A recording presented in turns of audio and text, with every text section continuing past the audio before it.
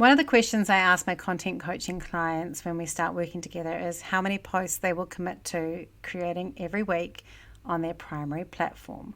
And before they answer it, I'll slide right in there and say, oh, by the way, before you answer, the minimum answer is 3 posts a week. And so often the reply is, I guess it's going to be 3 then. My name is Rachel. I am your host for Confident Content, and this is the very second episode of this podcast. And today I want to share with you just how you would build out a content marketing plan, bring every area of the customer journey with your client with your followers, to make sure that you're talking to everyone where they need to be over those 3 posts a week. So we're going to walk through how to do that. And I'm going to do it in a way that I would be doing with clients all the time. I've done this actually literally today with a one-on-one client where we worked through their strategy for LinkedIn, and it's the same type of content. Now, obviously, we're not doing a content plan here. I'm not going to talk about your niche or your target audience. This is very structural around what type of posts and when. And the reason that you need to commit to a certain amount of posts is because our bodies tell us when we're going to eat. If we eat on a regular basis, they prepare to eat the food half an hour before we eat. If we normally eat at 12, at 11:30, all the juices start happening, getting ready to digest our food. And algorithms are the same. They like consistency. They like being able to know when people are going to be on.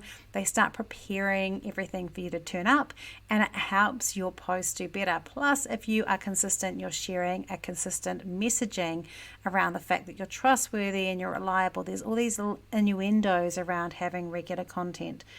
The framework for building up your content output takes into account all the key parts of a customer journey, and it makes sure you've got all your bases covered. It's also created backwards, the way that I do it, from the core and most important for your business posts backwards to the posts that help your business audience grow, which, as I said in my first episode, is not the way everyone teaches, but I teach it this way to make sure that you don't miss on the important stuff and that we don't try to build our audience until the base stuff is sorted. This framework works also with a more frequent posting schedule, but you need to take into account the different ratios. So, for example, this framework with 3 posts a week, we do our promotional salesy post once a fortnight. If you're doing 5 posts a week, you get to do that once a week. So there's like little difference. And at some stage, I will do a 5 post a week version of this. But we're starting with a 3 post a week to make it really easy for most of you. And you could try this if you've got a new platform you want to go on, or you just know you need to get your content sorted. This is a good structure. I'm a huge advocate of creating content that's repeatable and means taking time to create high quality posts that can be used more than once instead of just slushing something out there. And I am all in favor of using ChatGPT, but only if you've got great source content. So today I was showing someone how to use a blog that you have written, not a ChatGPT blog, and then using that to create content for the posts. And the posts sound like they've written you and they're good.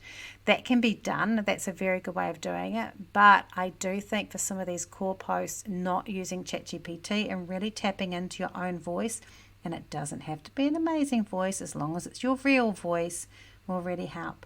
If you're English second language, obviously you can write it and then ask ChatGPT just to tidy up the grammar a little bit if you're worried about that. But you really want to keep as much of your own voice as possible.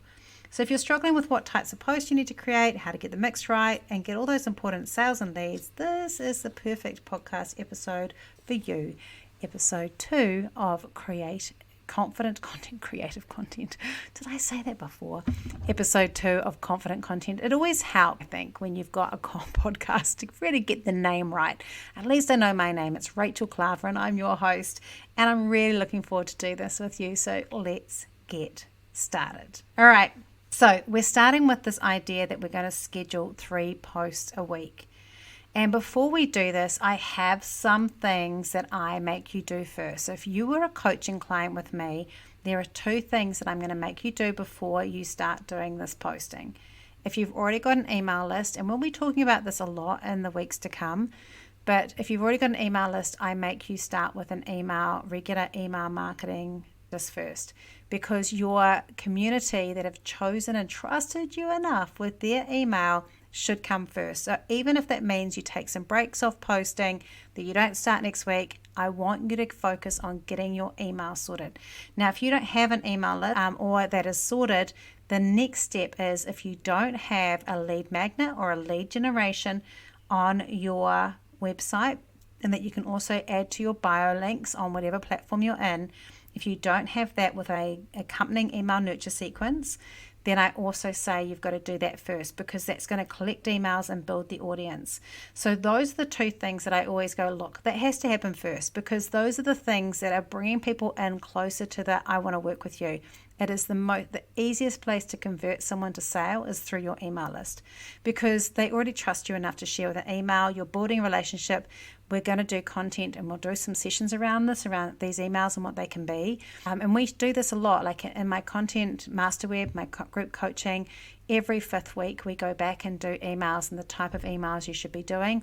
And it has had dramatic impact for some of our clients in terms of their increase in sales, but also just in the increase of community building it with amazing emails that are getting responses. I love getting responses that aren't even sales responses from my emails, and I get them every single week. That is building community, and that's what we want to do. And obviously there's other ways to build community, like Instagram stories, which we'll be covering in a future episode, and all those different things. But I always say start with the emails you do to your list, start with building that lead magnet, or as I call it, lead generation, and your email nurture sequence, which is a series of emails afterwards to do. I have on my website, mymapmarketing.com, which is a Shopify site. I have a course on there which you can download that has like a whole lot of information on there. I think it's $47, but it's got like all the templates to create this if it's something that you need to do. So there's that, and we will go through that at some point. We'll go through that lead generation. Once you've got those two things done, we're ready to start blocking out the 3 posts a week. I tell you to start with your promotional content. Now, I will tell you a year ago I would never have done this, but I know that I am really bad at remembering to do out and out posts for people who are ready to buy from me today. And so many other people are too. And by promotional content, I don't mean sales content. I mean promoting yourself content. So I have things like 5 ways to work with me, 4 reasons why you need to buy my book, Be Aspire to Build a Web. 4 reasons, or 5, I think they're 4 or 5, there's different ones, but like why you should come to my free content marketing workshop. I have another one that's like how to work with me on a one-to-one with a marketing strategy, and another one around how to work with me on my group coaching. So I've got 5 or 6 of these type of posts. I spend a lot of time on them. We put a lot of time and effort into these posts because we want to make sure that these are really good. These are your best content, and these can be used for you. If you've got 3 posts a week, you can use these every second week. So the first thing we're going to do is we're going to choose our days. So normally I just go Monday, Wednesday, Friday. If you want to, you might go, actually my target market tend to be on a weekend, so you might go Saturday or Sunday and then adjust it, but we're going to spread them across the week. I don't really care what days they are. You can look at your analytics and decide for yourself when the best time of the day. I'm not covering that because I don't know your business, but like for the client I did today, they've got LinkedIn, so these are Monday, Wednesday, Friday, and so for that one we would just chose a day. For them it's going to be every second Friday as a promotional post. So they've written those 6 posts, and then what they're going to do is they're going to use a scheduler, or they're just going to have it in their system that says on the first one of those fortnight weeks, I'm going to do promotional post A, and then the second one, promotional post B, and then promotional post C, and they're going to go through all of them until they get all of them done. Of course, I did C's and not numbers, but go A, B, C, D, E, F. So we go up to F, and then once we got to F, we just go back to A. So you've created those posts. They can just be repeated, and they're not going to be there to go viral. They're not posts that are there to go, oh my gosh, this is going out so far, I can't believe all the shares. They are really just to catch the people that are ready to work with you today. And I love the more you build your community, and if you're doing that community building, the more your past clients and existing clients will actually comment on those posts and recommend other people to work with you, which is pretty awesome. So there is going to be an ongoing growth as you start it, but you start with that promotional content. I've got examples of these on my Instagram at Identify Marketing. I've got a couple that are pinned that you can have a look at.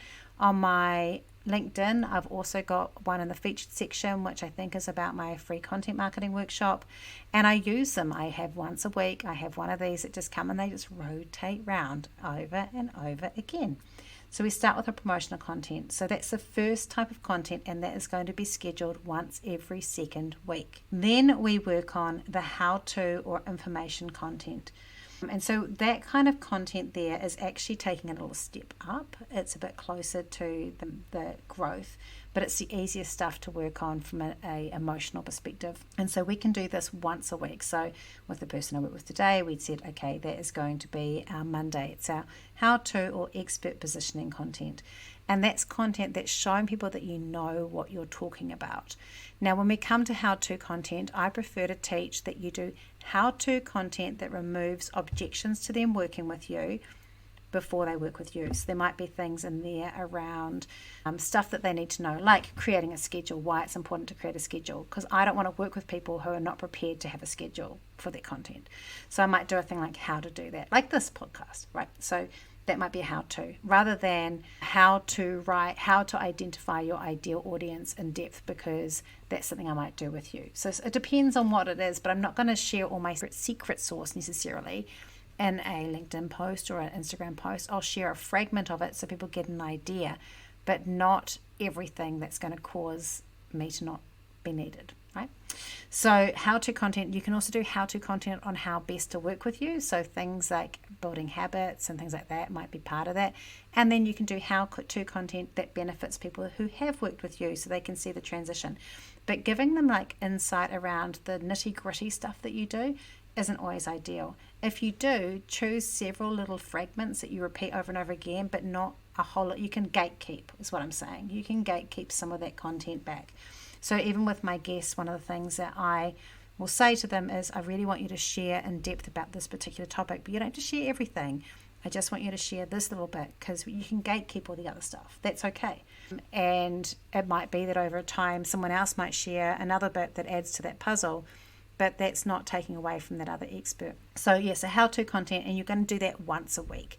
So again, you could write 5, 6, 10 of those in one sitting and then just schedule them in to be every Monday. So you start with the every second week with the promotional content, then you go to once a week with every Monday. Then you're going to go back a step and do ones that are a bit closer to that, to getting to know us, So we're going to do, that's how to. We then would work on some relational content. And this can cost you a little bit. What I normally recommend you do is, again, this is going to be once a week. So it could be a client story where you've worked with someone and just like a little story about them. It could be some personal insight that can relate a little bit to life outside business life. And I normally say it's really good to just create some stories that fit in with what you're comfortable to do. I don't believe in being things that are painful. At the moment with my coaching group, we've been doing storytelling, and we did Overcoming the Monster. And a couple of people, as they wrote it, said, oh, this is actually quite painful to write. That means they're not ready to post it. We don't want to be feeling like we're putting all our bruises out for everyone to stomp on. But there are things you can talk about. I have my dogs. I use my walking. I use my love of the beach. I use some of my habits around things. But there's a whole lot of other stuff I don't share. My husband and I both work in the same business. I don't share a lot about our relationship because I actually really like having a business and in my life and a personal life that are separate. So I don't share a lot about that. Occasionally he gets a mention, but and he's fabulous, but I don't want to have that as part of my marketing. And you can, but I don't want to. And so you can choose really think about what you will share and what you won't share. I like doing observances. I think about things. I've written about my dogs quite a lot and how they relate to marketing. I've used story. I've used ideas around that. But it's things that are relational. I talk about being tired or overwhelmed. I talk about being Generation X. Talk about my ADHD. I have a list of things that I feel are comfortable topics for me to share, that share a portion or a segment of my life, and they are safe things for me to talk about. And I really encourage you to have that side of things. So that would be once a week again, like just having that structure around that. So we're looking at Monday is how to content or expert positioning, showing your knowledge. Wednesday would be that relational content, which is sharing. And of course you can switch these around, but I like having the structure because it makes it really easy to make it work and batch content. And then every second Friday would be a promotional post. And then the other Friday, I recommend having fun, relatable, or light content. And this content, which is reach content, can either be controversial content, which is not my thing at all, not my jam. So it could be something where you're just speaking like a strong opinion piece, and that works for many people, and that will get you good reach, but it's just not my thing. It could be relatable in terms of just sharing like insights that are more fun. So I told the story once about how I'd left my phone on my car and drove to work with my phone on my car 20 kilometers. Like, that's a relatable story. It's not necessarily for the business, but it's a fun, relatable story. So sharing those little incidences and making it more fun. It could be so fun or relatable, or it could be inspirational. It could be like a rags to riches story, or here's where I was now, then, and now here's where I am now. Something like that that really pushes that reach. Or it could just be fun. You could tell a joke as long as it's appropriate. You could use memes and GIFs and play a little bit. But you can have something in there that's Friday fun every second Friday. And that structure makes it really easy. So how I would work that through and create that structure is I would go, first I'm going to write that promotional content and schedule it in every second week. Then I would write those advice posts, those how-to posts, and those are going to be still a good quality because I consider those evergreen. You can reuse those again and again if they're good posts, and schedule those in weekly. You can, over time, if you've written, say, 18 of those, you could literally repeat those every 12 to 18 weeks and people won't notice. And it's going to solidify because people need to hear it again and again anyway. You could maybe add a different picture or something like that, but the content could be the same. Or you could promote it in a different way. You could write it as a caption, use it as a video, put it in a carousel, but it's the same content, just used in different ways. And then you could have some client stories. You could write a few of those that you could also reuse as part of your relational content for Wednesdays. They can be repeated, and then you'd thread through those client stories, relatable content to you personally. Then you have that content, that personal stuff, and then you'd create your fun, lighter content last. And when you're creating your content, you're not going, okay, I'm going to get all this done right away. You might go, week 1, I'm going to do that promotional content. It might take you 2 weeks to write it, but then you're going to schedule it in and you know that is done because you can just repeat it over and over again. Same with the advice pro evergreen post. You might go, I'm going to write 5 or 6 now. That's going to keep me going for 6 weeks. And then in week 4, I'm going to write some more. And so I'm going to do that. And then I've got those 12 or whatever it is. I can then repeat those if I need to, and I can add more in, but they're going in and they're just happening and working. And then you can write your client stories and you can put those in and start feeding those through. So basically, you're not thinking, I've got to create all this content this week, or I've got to create one piece of promotional content and one how-to and one client story and one relational and one final lighter moment, because that's hard. What you should do is create it in batches and thinking about your ideal audience as you do it and who you're talking to at each stage and creating it. So like that fun, lighter content, that's for people who may not have known us before. So it's more relaxed the way we write it. So we want to write it all at once so that we've still got that relaxed feeling to it. With the promotional content, we're making assumptions that those people know and trust us. So we're going to talk to them in a slightly different tone. So if we do it all at once, we're going to get that tone right as opposed to trying to switch everything up. So that structure works really well. You, of course, can change which order that content goes, but generally Monday, how-to content or expert positioning content, Wednesday, relational content or a client story, and you might have something around like personal insight, thinking through things that make you relatable, that kind of idea. Friday, every second Friday is a promotional post, and then every other Friday is a fun, relatable, like content or client story, kind of fit it in. And that's how you create your content. It's cool. And remember, it's layer upon layer. We don't worry about starting with 3 posts a week. We start with every second week we do the promo post. Then we're up to 1 post 1 week, 2 posts the following week because we've added our Monday how-to content posts. And we slowly just get that frequency going step by step.